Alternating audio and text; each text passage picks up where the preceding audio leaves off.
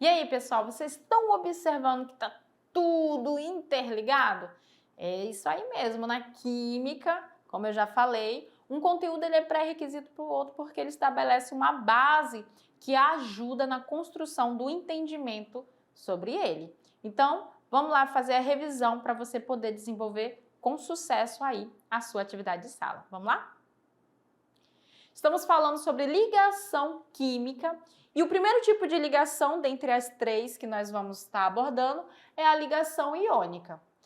A base de todas as ligações químicas, todas as três, seja ligação iônica, seja ligação covalente e a ligação metálica, é a busca pela estabilidade, né? E aí a gente viu que essa busca é a tendência que os átomos têm de ganhar ou perder, ou ainda de compartilhar elétrons, até atingirem a distribuição do gás nobre mais próximo.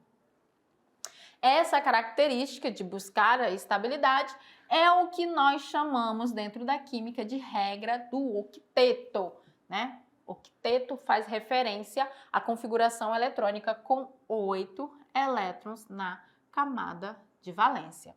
Então, um ponto muito importante quando a gente não tem o domínio da tabela periódica, porque na tabela periódica você já tem essas informações, primeiro ponto, quando você tiver lá a situação de uma ligação e muitas das vezes você não sabe se ela vai ser iônica, covalente ou ainda metálica, você sempre vai observar os componentes que fazem parte dessa ligação. Então você vai lá na sua tabela, ela é a sua namorada, dentro da química, ela é fundamental. Você vai observar a posição que esses elementos que estão participando da ligação estão ocupando lá. Quando tiver elementos dessa parte ligados a elementos dessa parte aqui da tabela, você normalmente vai ter um metal mais um ametal ou um não metal, ou seja, você vai ter ligação iônica. Por quê? Porque esses são eletropositivos enquanto esses eletronegativos. Esses aqui têm raio atômico grande, enquanto esses no mesmo período têm raio atômico menor. Então, a tendência que eles têm de perder elétrons é muito grande, enquanto aqui de ganhar também. Essa é a principal característica dos nossos elementos que participam das ligações covalentes. Outro ponto, já sei que vai ser ligação iônica. Como eu vou saber quantos elétrons vão estar envolvidos? Os metais que estão lá no grupo 1A, no grupo 2A, não tenha medo. 1A sempre vai estar perdendo um elétron, enquanto no 2A sempre 2 elétrons. Elementos que estão lá no grupo 15, 16 e 17, esses aqui têm grande chance de estar ganhando 3 elétrons, aqui 2 elétrons e aqui 1 elétron. Tá, gente? Então, essa é a relação. No caso, se você tiver muita dúvida, faça a distribuição eletrônica. Então, o que vai acontecer? Os elementos que têm tendência de formar cátions são os metais que vão estar participando da ligação iônica com elementos que têm tendência de formar íons. Eles vão formar esses compostos através da atração eletrostática. Aí sim a gente tem as substâncias iônicas ou compostos iônicos. Nas propriedades gerais dos sólidos iônicos, nós temos que eles são sólidos cristalinos, eles têm altos pontos de fusão e ebulição, são ótimos condutores de eletricidade no estado líquido, porque aqui a gente tem a liberação das cargas positivas e negativas, e tem uma alta solubilidade, ou seja, são solúveis em água. No mais, agora você vai lá, pratica na sua atividade de sala, eu vou ficar aguardando vocês aqui para a gente fazer a nossa correção juntos.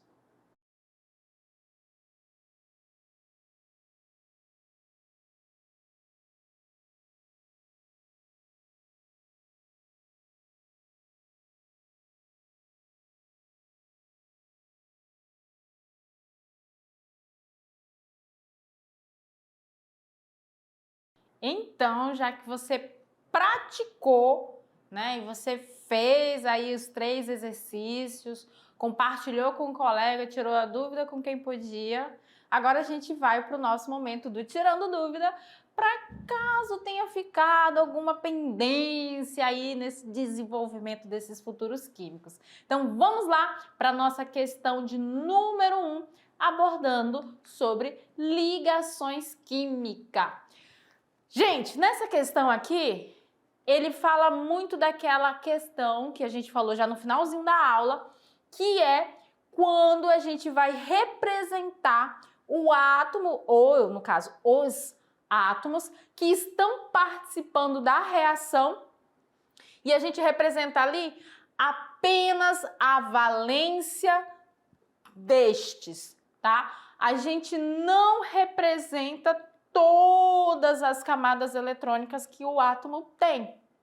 Lembrando, quando a gente representa só a camada de valência, não quer dizer que ele não tenha outras camadas, mas é na camada mais externa do átomo que vai ocorrer as ligações iônicas, as ligações covalentes, que é aonde nós temos ali, ou no caso, para os átomos que têm tendência de perder, aonde a gente tem a tendência desse elétron se desprender e ir para outra eletrosfera, e para os átomos que têm tendência de ganhar, é nessa região onde o átomo ganhado vai ser localizado. Então, presta atenção no enunciado. Ele diz o seguinte: o fluoreto de sódio, então a gente já sabe que é um composto formado por flúor e sódio, é adicionado a cremes dentais. E este é muito importante porque confere ao creme dental a propriedade de inibir a perda de minerais dos dentes, tornando-os mais resistentes às bactérias causadoras das cáries. A representação da estrutura eletrônica de Lewis do fluoreto de sódio é, então, ele quer a representação da estrutura que vai mostrar aí que o nosso elemento, que os nossos elementos, um ganhou e outro perdeu o elétron. Então, vamos lá. Primeiro ponto, você tem que conhecer os átomos que estão participando dessa ligação. Ele está falando do sódio, você já conhece o sódio, não só dessa cena, mas de outras cenas dessa novela química. Ele tem número atômico igual a 11 e na sua camada de valência nós vimos que ele tem lá na camada 3, no subnível S, um elétron. Então esse cara aqui, ele é o cátion, ele vai ser positivo. Positivo de quanto? De 1+. Quem é o outro cara com quem ele vai se ligar? Ó, fluoreto. O flúor é parente do cloro, estão na mesma família. Na camada de valência desse cara, ele vai apresentar 7 elétrons. Se ele apresenta 7 elétrons, significa que esse cara aqui tem tendência de ganhar quantos? Mais 1. Então, ele vai ficar carregado negativamente. Quando o quantitativo de cargas dos átomos que estão participando do meu composto são iguais, eu não vou precisar de 2, 3 átomos desses elementos para formar o meu composto. Então, nessas configurações que eu tenho 2 sódios, nessa configuração que eu tenho 2 flúor, você já elimina. Eu vou ter, ó, um positivo com um negativo, eles já vão se satisfazer. Então, a letra B, a letra D e a letra E já estão fora, certo? Qual é o outro ponto que a gente tem que observar?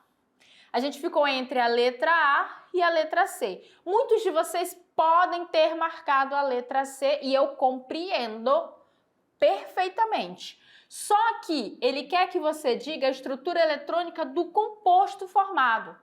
No composto formado, o meu Na já perdeu o elétron dele. Então, essa configuração que representa esse X aqui, que está representando o elétron da valência do nosso sódio, não existe no composto.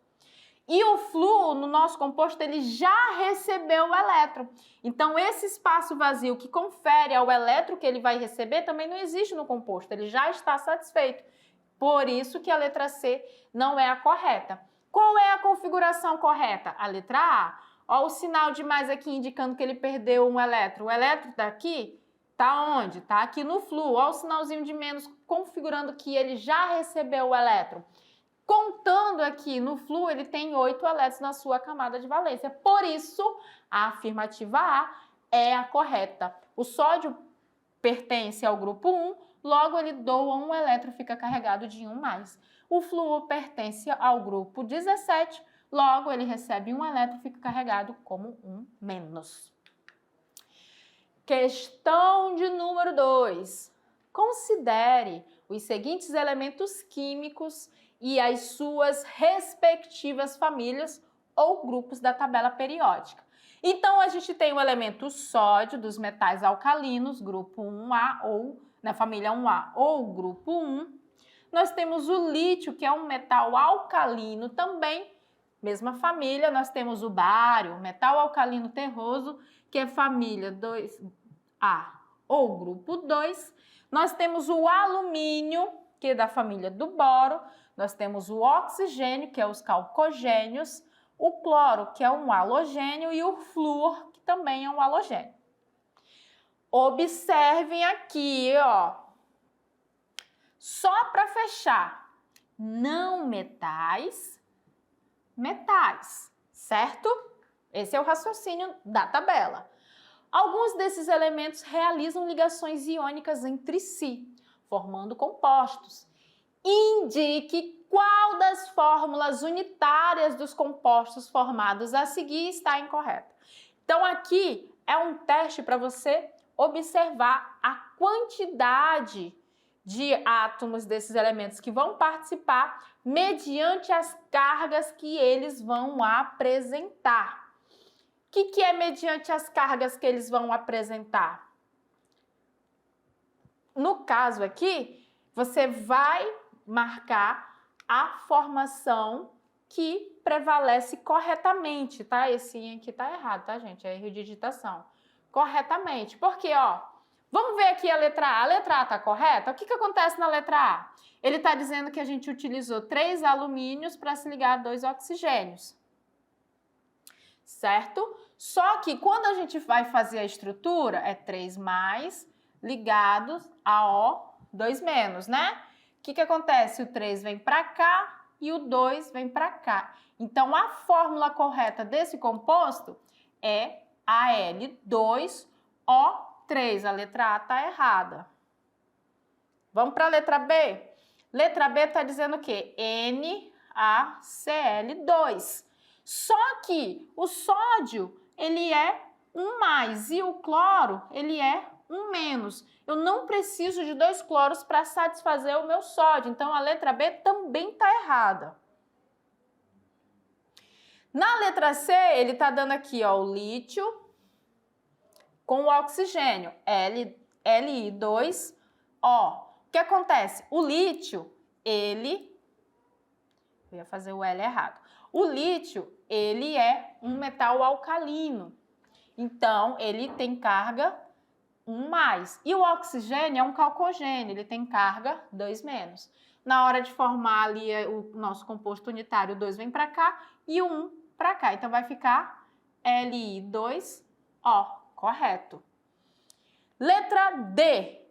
O magnésio, ele é 2+. E o cloro, ele é 1-. Então, o 2 não vem para o magnésio, ele vai para o cloro, vai ficar MgCl2. Letra D também está errada. A letra E também está errada. Então, a nossa letra correta, esse I aqui foi erro de digitação, perdão, pessoal, é a nossa afirmativa, letra C. Olhando aqui, ó, olha o lítio, ele é um metal e o oxigênio é um não metal. Número atômico do lítio, 3. Então, se você for fazer a distribuição dele, vai ficar 1s2 2s1. Essa é a valência dele, onde ele tem um elétron.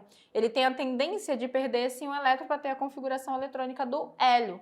Enquanto o oxigênio tem número atômico igual a 8, na sua camada de valência ele tem 6 elétrons, tem tendência de ganhar. Tranquilo? Alternativa correta, letra C. Questão de número 3, se liga no Enem. A gente trouxe uma questão do Enem de 2022 e fala o seguinte: os compostos iônicos, e aí ele dá aqui pra gente as fórmulas unitárias, CaCO3 e NaCl, têm solubilidades muito diferentes em água. Enquanto o carbonato de cálcio, que é o primeiro, principal constituinte do mármore, é praticamente insolúvel em água, o sal de cozinha é muito solúvel. A solubilidade de qualquer sal é o resultado do balanço entre as energias de rede, energias necessárias para separar completamente os íons do sólido cristalino, e a energia envolvida na hidratação dos íons dispersos em solução. Em relação à energia de rede, a menor solubilidade do primeiro composto é explicado pelo fato dele apresentar maior, olha só, ele tem aqui 2 compostos e ele fala que esse primeiro é basicamente insolúvel. E ele fala que para um composto ser solúvel em água, ele requer um balanço entre a energia de rede, que é uma energia necessária para separar completamente os íons. Então, ó, vamos pegar aqui o NaCl, eles estão juntos por causa da atração eletrostática. Quando adicionado em água, eles se separam e aí sim a gente tem a presença das cargas. Isso aqui eu estou só simulando, eles não estão em carga quando composto. Quando a gente adiciona eles em meio aquoso, né, a água, aí a gente tem o rompimento dessa proximidade devido à interação dele com as moléculas da água, e aí tem a liberação do íon Na e do Cl, e aí ele se torna solúvel, porque eles se separam. Quando eles se separam, aí a gente tem digamos, a deformação do sólido cristalino. É sobre essa energia que a questão está falando. Por que que esse cara aqui, a energia necessária ela é muito maior para poder fazer com que ele se dissolva na água? Aí ele fala, é explicado pelo fato dele apresentar maior A, atração entre seus íons, B, densidade do sólido iônico, C, energia de ionização do cálcio, D, eletronegatividade dos átomos, ou E, polarizabilidade de íons carbonato. Olha só, quem que está ali? Está o cálcio, o carbono e o oxigênio. 3 átomos de oxigênio. Sendo que esse cara aqui, ele é muito eletronegativo. Esse cara aqui não tem tendência de perder. Ele pode assumir caráter positivo, mas ele não tem tendência de perder. Então, o que acontece? E esse aqui, ele é positivo de 2+. Então, o que acontece aqui? Devido à eletronegatividade do oxigênio, esses caras aqui, eles se tornam muito atraídos por ele, fazendo com que a atração entre os íons seja maior que a atração entre o sódio e o cloro. Por isso que ele é basicamente insolúvel em água. Essa é uma questão que caiu no Enem de 2022, é muito legal, e ele fala, ó, o carbonato de cálcio é um sal pouco solúvel, uma vez que ele tende a liberar menos quantidade de íons, já que a atração entre os íons de cálcio e os íons ali que estão presentes na água é pequeno, que é o OH-. Sendo assim, essa menor solubilidade é explicada por isso. Além disso, a dissociação do sal acontece quando as moléculas da água interagem de uma maneira mais forte do que a atração que existe entre os átomos que compõem o nosso composto. E aí a gente encerra mais uma aula aí com vocês. Eu reforço, galerinha, Nossa avaliação está chegando, então já começa a se preparar, não deixe para a última hora. E como a gente sempre fala, qualquer dúvida pode acionar o seu professor presencial para que ele entre em contato com a gente para a gente poder estar sanando. E no mais, a gente se vê na nossa próxima aula.